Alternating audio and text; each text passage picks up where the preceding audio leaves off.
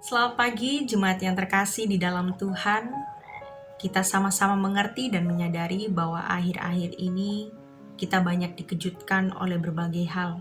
Bukan hanya COVID-19 dan bukan hanya pergumulan kehidupan kita sehari-hari. Tetapi ada juga peristiwa bom di mana itu ditujukan kepada orang-orang percaya yang pada saat itu beribadah, tentunya di daerah Makassar. Tetapi kita sebagai orang percaya turut merasakan kesedihan, kekecewaan, bahkan ada kekhawatiran serta ketakutan. Tetapi firman Tuhan pada pagi hari ini kembali mengingatkan kepada kita, sebagaimana juga telah diingatkan pada minggu sebelumnya, janganlah kamu takut. Tuhan memberikan kepada kita suatu firman untuk menguatkan kita di dalam Yesaya pasalnya yang ke-8, ayatnya yang ke-13. Tetapi Tuhan semesta alam, Dialah yang harus kamu akui sebagai yang kudus. Kepadanya lah harus kamu takut dan terhadap Dialah harus kamu gentar. Bapak Ibu, saudara-saudari yang terkasih di dalam Tuhan, kita menyadari sebagai manusia biasa, kita mempunyai ketakutan di dalam diri kita, tentunya terhadap banyak hal. Namun pada kesempatan ini, kita kembali diberitahukan oleh kebenaran firman Tuhan bahwa satu-satunya yang harus kita takuti, bahwa satu-satunya yang harus kita gentar terhadapnya adalah Tuhan Allah kita. Pertanyaannya, apakah yang Tuhan Allah kita inginkan, yang Tuhan Allah kita kehendaki supaya dan bagaimana kita hidup takut akan Dia? Yang pertama adalah, biarlah kita hidup tidak terpengaruh oleh cara-cara dunia ini.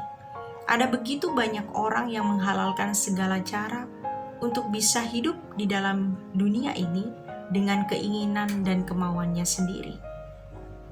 Namun kita sebagai orang-orang percaya, kita tidak hidup dengan kemauan kita sendiri. Kita orang percaya hidup oleh karena anugerah dan juga kehendak Tuhan. Sehingga kita diajarkan untuk bisa menjalani kehidupan hari demi hari, memberikan hal-hal yang positif, menjauhi hal-hal yang negatif. Kita hidup menjadi garam dan terang di dalam dunia ini. Lalu bagaimana caranya? Ketika kita juga harus mengikuti segala kehendak Tuhan, kita menyadari bahwa kita harus senantiasa menantikan Tuhan.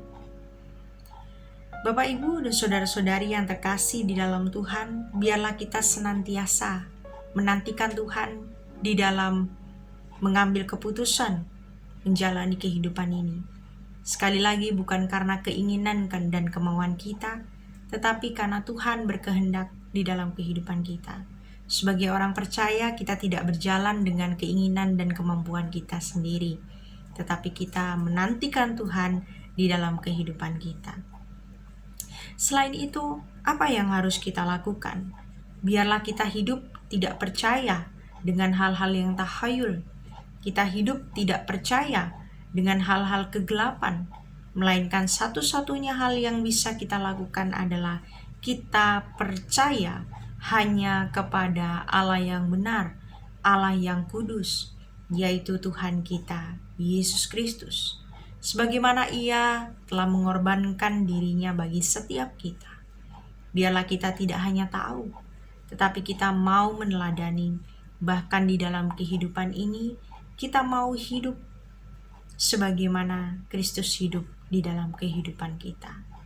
Kita mau mempraktekkan kehidupan kita adalah kehidupan anak-anak yang takut akan Tuhan dan gentar akan Dia. Biarlah firman Tuhan ini menguatkan kita di tengah-tengah situasi dan kondisi yang tidak memungkinkan sekalipun. Ingatlah bahwa Tuhan senantiasa menyertai engkau dan saya. Maka kuatlah, maka teguhkanlah hatimu, maka bersukacitalah oleh karena Ia tidak pernah tinggalkan kita. Tuhan Yesus memberkati kita.